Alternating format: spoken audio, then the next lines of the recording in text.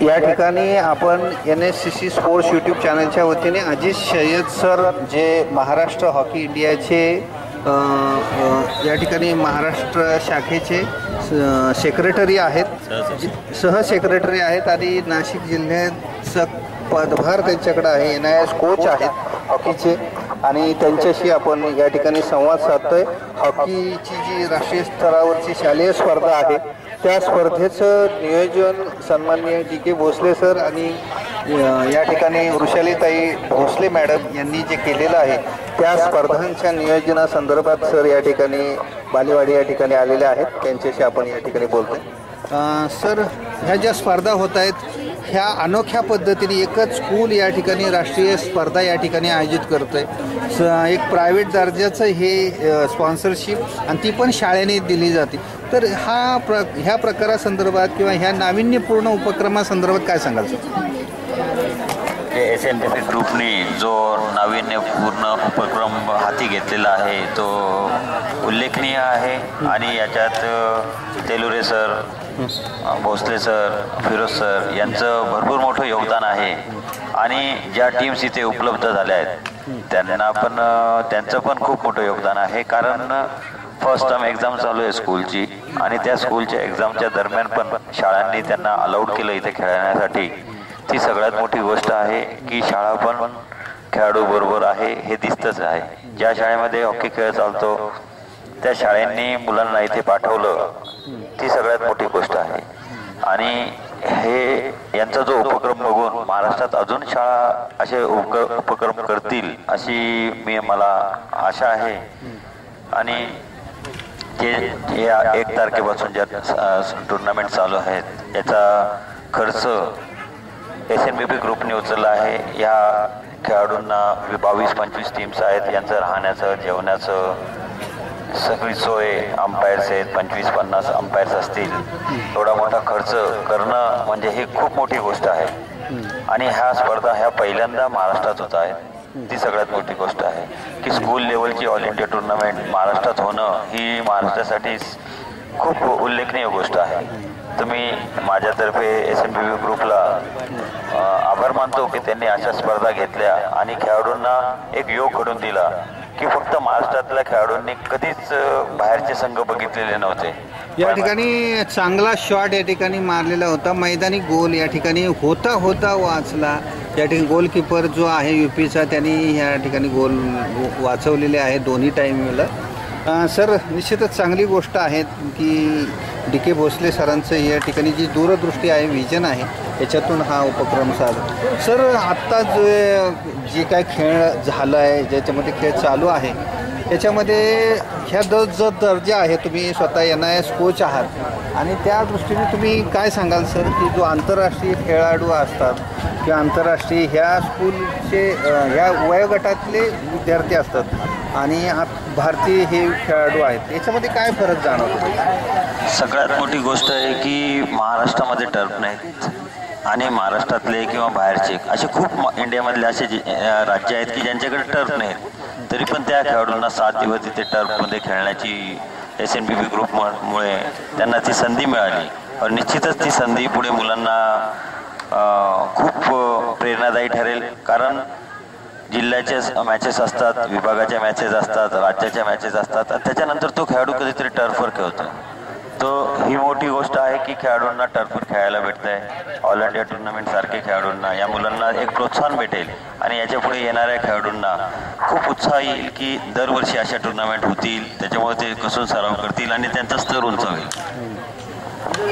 निश्चितच सर, ह्या टुर्नामेंटचं महत्त्व खूप मोठं आहे आणि NIS कोच म्हणून तुमच्या या शब्दाला खूप अनमोल असं महत्त्व आहे सर की हे मुलांच्या दृष्टीने दूरगामी उपयोगाची गोष्ट या ठिकाणी आहे. सर, नाशिक जिल्हा हा म्हणजे खरं तर आता दत्तू भोकनाळ यांच्या माध्यमातून ऑलिम्पियनचा जिल्हा या ठिकाणी म्हणून ओळखला जाईल. तर नाशिक जिल्ह्याचं जे काही क्रीडा क्षेत्र आहे, क्रीडा विश्व आहे, तिथले DSO आहेत, तर ह्यांच्याबद्दल म्हणजे टोटल या क्रीडा विश्वाबद्दल काय सांगाल सर? नाशिक जिल्ह्याचे जे आदरणीय DSO आहेत सबनीस सर, हे महाराष्ट्रातले सगळ्यात उत्कृष्ट काम करणारे DSO आहेत. नाशिक जिल्हा हा पहिला असा जिल्हा असेल की ज्यांनी शालेय स्तरावर ऑनलाईन एंट्री केलेली आहेत की जी कधी काही खेळाडूंमध्ये फ्रॉड खेळाडू असतात कसं असतात, पण तो प्रकार न होता तर त्यांनी एक ऑनलाईन एंट्री केली आहे. पूर्ण महाराष्ट्रभर त्या खेळाडूला एक नंबर भेटतो, तो नंबर टाकला की त्या खेळाडूचं पूर्ण डिटेल तुम्हाला त्या ऑनलाईनमध्ये भेटेल महाराष्ट्रामध्ये. आणि नाशिक जिल्ह्याच्या सगळ्या शाळांना कंपल्सरी केलेलं आहे ते ऑनलाईन एंट्रीसाठी. जे डमी खेळाडू असतात किंवा जे ओव्हरेज खेळाडू जे खेळतात त्याच्यात सगळ्यात मोठं बंधन हे नाशिक जिल्ह्यामधून चालू झालेलं आहे. आणि त्याच्यामुळे मुलाला काही इन केस एखाद्या मुलांनी जन्मतारीख बदलली खेळला तर ती जी घटना आहे त्या घटनेवर सगळ्यात मोठा रोख हे नाशिक जिल्ह्यामध्ये सर्वप्रथम चालू झालेला आहे.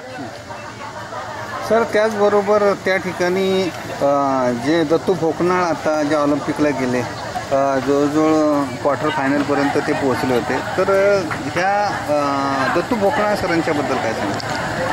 दत्तू भोकनाळ सर हे तर नाशिक जिल्ह्याचेच आहेत, चांदवड तालुक्यात राहायला आहेत आणि ते स्वतः या स्पर्धेला ओपनिंगला उपस्थित होणार होते, पण त्यांच्या आईची तब्येत खराब होती त्याच्यामुळे त्यांनी मला पर्सनल सांगितलं अशा याच्यामुळे या ठिकाणी गोल झालेला आहे या ठिकाणी SNBPने खूप अति आक्रमण प्रति आक्रमण करून या ठिकाणी मोठा गोल केलेला आहे आणि 2-0ची आघाडी ती 2-1नी कमी केलेली आहे.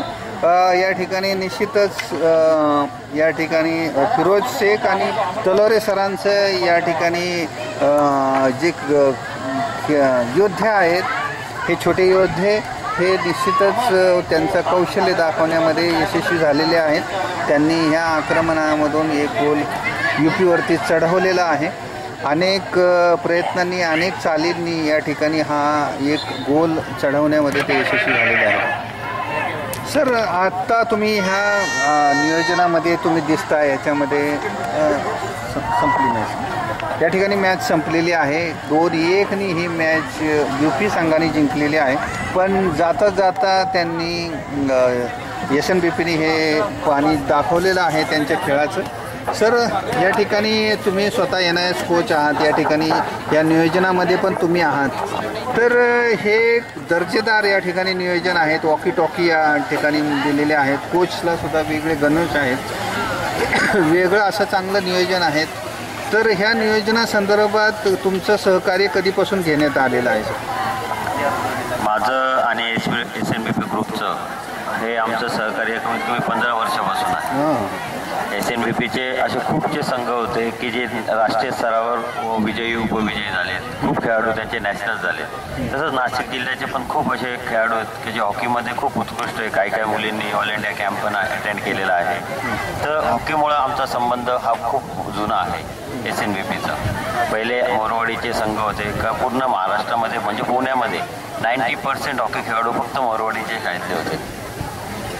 पुण्यातली जी मोरवाडीची शाळा आहे SNBP ग्रुपची ती 90% खेळाडू म्हणजे 14, 17, 19चा जो पण गट होता राज्यस्तरावर तोच संघ सहभाग करायचा. निश्चितच सर, म्हणजे जवळजवळ 100% योगदान हे SNBPच्या मोरवाडी शाखेचं त्या ठिकाणी होतं असं तुम्ही या ठिकाणी सांगताय.